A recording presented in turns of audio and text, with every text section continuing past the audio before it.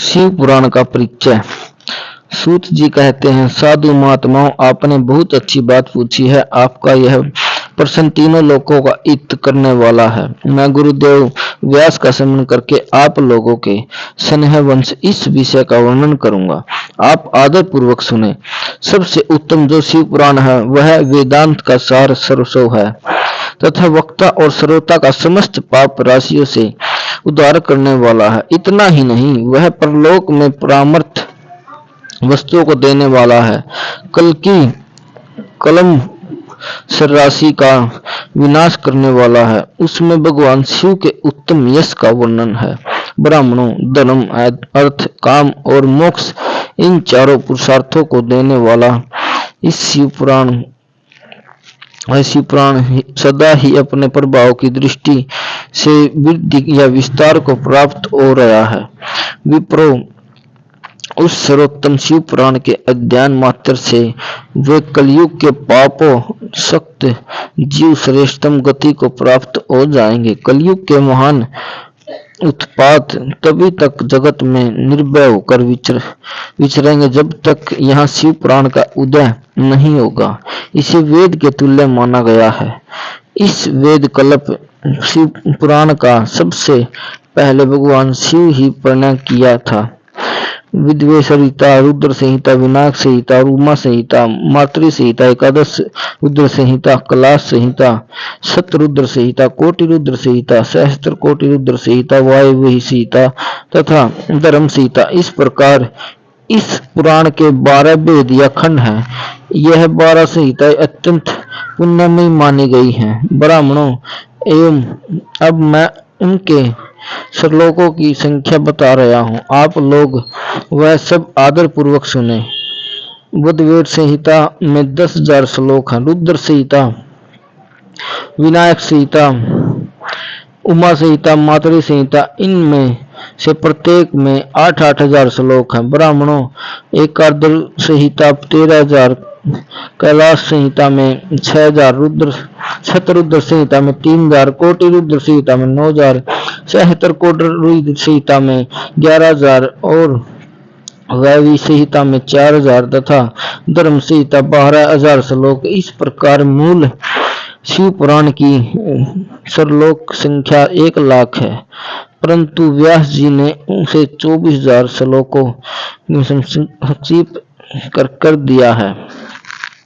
पुराणों की क्रम संख्या के विचार से इस शिव पुराण का स्थान चौथा है।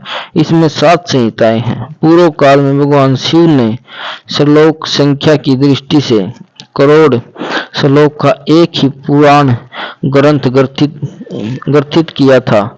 सूर्य दृष्टि से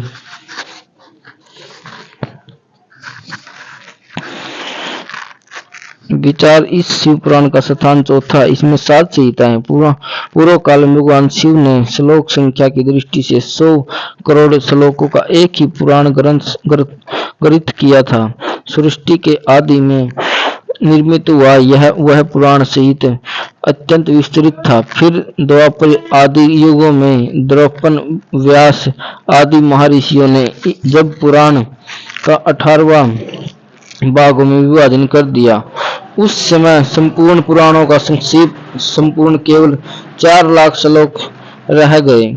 उस समय उन्होंने शिव पुराण का 24,000 श्लोकों में प्रतिपादन किया।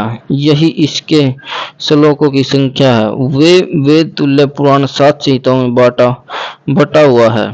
इसकी पहली संहिता का नाम विदेश्वर संहिता है, दूसरी रुद्र संहिता समझनी चाहिए, तीसरी का नाम शतरुद्र संहिता, चौथी का नाम कोटि रुद्र संहिता, 5वीं का उमा संहिता, 6ठी का कैलाश संहिता और 7वीं का नाम वायव्य संहिता है। इस प्रकार ये 7 संहिताएं मानी गई हैं। इन 7 संहिताओं से युक्त दिव्य शिव पुराण वेद के तुल्य प्रमाणिक तथा सबसे उत्कृष्ट गति प्रदान करने वाला है। यह निर्मल शिव पुराण भगवान शिव के द्वारा ही प्रतिपादित है। इसे शिव शिरोमणि भगवान व्यास ने संक्षेप से संकलित किया है। यह समस्त जीव समुदाय के लिए उपकारक, त्रिविध तो पापों का नाश करने वाला, तुलना रहित एवं सत्पुरुषों को कल्याण प्रदान करने वाला है। इसमें वेदांत विज्ञान में प्रधान तथा निष्कपट निष्काम धर्म का प्रतिपादन किया गया है। यह पुराण ईर्ष्या रहित है, अंततः आने वाले विद्वानों के लिए जानने की वस्तु है। इसमें श्रेष्ठ मंत्र समूहों का संकलन है तथा धर्म, अर्थ, काम इस त्रिगुण की प्राप्ति के साधन का भी वर्णन है। यह उत्तम शिव पुराण समस्त पुराणों में श्रेष्ठ है।